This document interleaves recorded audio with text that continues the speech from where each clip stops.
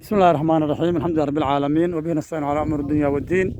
وصلى اللهم وسلم على نبينا محمد وعلى اله وصحبه وسلم. اما بعد، السلام عليكم ورحمه الله وبركاته. waxa weeye maanta taariikhdu waa maalin sabti ah 19 bisha November 2022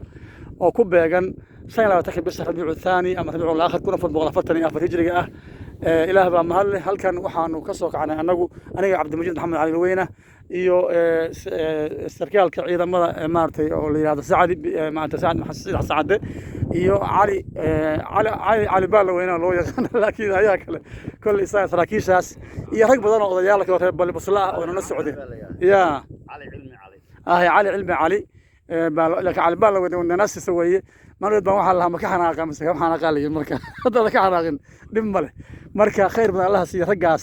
oo xagga ciidamada ka socday ciidamo kala bageel soo baxsaday markii hore oo xagga walaalihan galmudug ka soo baxsaday ama saacad ka soo baxsaday oo xagga adduunka soo galay balbasada dhulkaas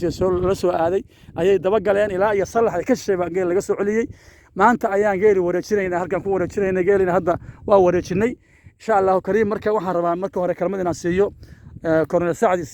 Xasan Cade wixii fikrad iyo waxa oran lahaa dadka ku talin lahaa iyo waxa oran halkaas بسم الله الرحمن الرحيم اللهم صل على سيدنا محمد إلهي بaa mahad leh alxamdulilaahi rabbil caalamiin soo sheegay wadaadku waxa weeye geelaasaan ka keenay waxaan ka keenay nimadu ka haystay ilaahay waa ka soo sahlay waxaanu ku wareejinay dadkii lahaa waxaanu ugu baaqaynaa dadka wadanka degan eeriyada dibadda iyo daakhilba nabadda dhibaatada dhacday waa la ogaa wixii la soo maray waa la ogaa wixii dhacay waa la ogaa waxaanu ugu baaqaynaa nabadda in la adkeeyo nabad baa naas luugalis dhibaatada in la iska daayo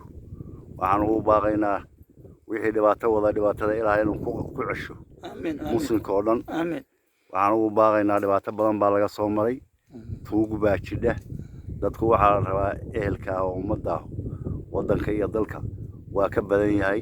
nabad baa la helay waa lagu barwaaqoobay ilaahay mahadiis weeye dadka nabadda inay ka shaqeeyaan waxaan kale u sheegaynaa dadka xunxun oo tuugta oo dadka noolayaasha oo shadaadiinta in loo wada jiro oo dadka ehelka u ah iyo ummadda la joogta ay wax ka qabataan culimada iyo madaxda iyo xakaradka aad iyo aad waxaan ugu baaqaynaa ummadda Soomaaliyeed